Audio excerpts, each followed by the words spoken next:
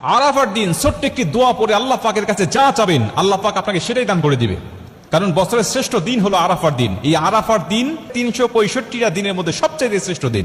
নবীজি সাল্লাল্লাহু আলাইহি ওয়াসাল্লাম বলেন খায়রুদ দুআ দুআ ইয়াউমি আরাফা। আরাফার দোয়া হলো সবচেয়ে শ্রেষ্ঠ দোয়া। আর এই দোয়া আল্লাহ পাক কখনো বান্দাদের ফেরত দেয় না, কারণ এই দিনে আল্লাহ পাক হাজার হাজার লক্ষ লক্ষ মানুষগুলোকে আল্লাহ পাক ক্ষমা করে দেয়। আম্মা জান আয়েশা রাদিয়াল্লাহু তাআলা আনহা বলেন যে আল্লাহ পাক এই দিনে এত হাজার পরিমাণ মানুষগুলোকে ক্ষমা করে, আল্লাহ পাক এত পরিমাণ মানুষকে অন্য দিনে ক্ষমা করে না। শয়তান চিৎকার করে সেদিন কাঁদতে থাকে। আল্লাহ পাক ফেরেশতাদেরকে ডাক দিয়ে বলতে থাকে, দেখো মানুষেরা আমার আরাফার ময়দানে উপস্থিত হয়ে যাদের মধ্যে ভাষার কোনো মিল নাই, দেশের কোনো মিল নাই, সবাই এক কাপড়ে আবৃত হয়ে লাব্বাইক আল্লাহুম্মা লাব্বাইক বলে বলে সবাই আমার প্রশংসা করছে, আমাকে ডাকছে।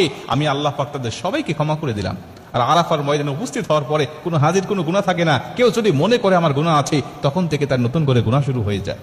প্রিয় ভাইরা আমার, আপনি ওই দিনে আল্লাহ পাকের কাছে যদি ক্ষমা চাইতে পারেন, ওই দিনে রাসূল সাল্লাল্লাহু আলাইহি ওয়াসাল্লাম একটি দোয়া পাঠ করতেন। সমস্ত নবীরা ওই দিনে একটি দোয়া পাঠ করত। ওই দোয়াটা আমরাও পাঠ করব। আমাদের যাদের তৌফিক হয়নি, আমরা যারা যাইনি সেখানে, আমরা নিজ নিজ দেশে থেকেও নিজ নিজ এলাকায় থেকেও আমরা যদি দোয়াটা পাঠ করে আল্লাহ পাকের কাছে ক্ষমা চাইতে পারি, আল্লাহ পাকের কাছে কিছু চাইতে পারি, আল্লাহ পাক আমাদের খালি হাত ফেরত দিবে না, আল্লাহ পাক আমাদের দোয়াটাও কবুল করে নেবেন।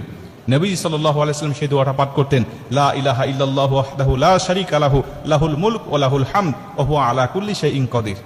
লা ইলাহা ইল্লাল্লাহু ওয়াহদাহু লা শারীকা লাহু লাহুল মুলক ওয়া লাহুল হামদ ওয়া হুয়া আলা কুল্লি শাইইন কাদির। নবীজি সাল্লাল্লাহু আলাইহি ওয়াসাল্লাম আরাফার দিনে এই দোয়াটা বেশি বেশি পাঠ করতেন। নবীজি বলছেন আমার আগে সমস্ত নবীরাও এই দোয়াটা বেশি বেশি পাঠ করতেন এই আরাফার দিনে।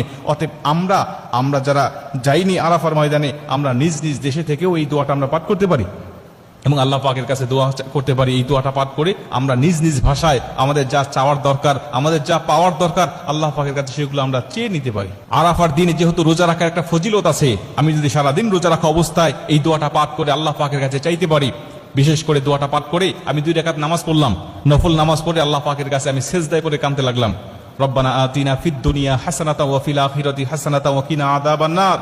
আয়াতগুলো পাঠ করে নফল নামাজ, যেহেতু আপনি যে কোনো আয়াত তেলাওয়াত করতে পারেন, বাংলা ভাষায়ও আল্লাহ পাকের কাছে চাইতে পারেন, কোনো সমস্যা নেই।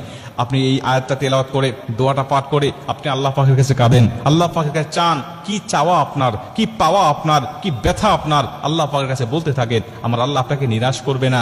এই দিনের ফজিলতে আল্লাহ পাক অবশ্যই আপনার মনে সব চাওয়াকে পূর্ণ করে আপনার মনের দুঃখ, ব্যথা, বেদনাকে আল্লাহ পাক দূর করে দিবেন।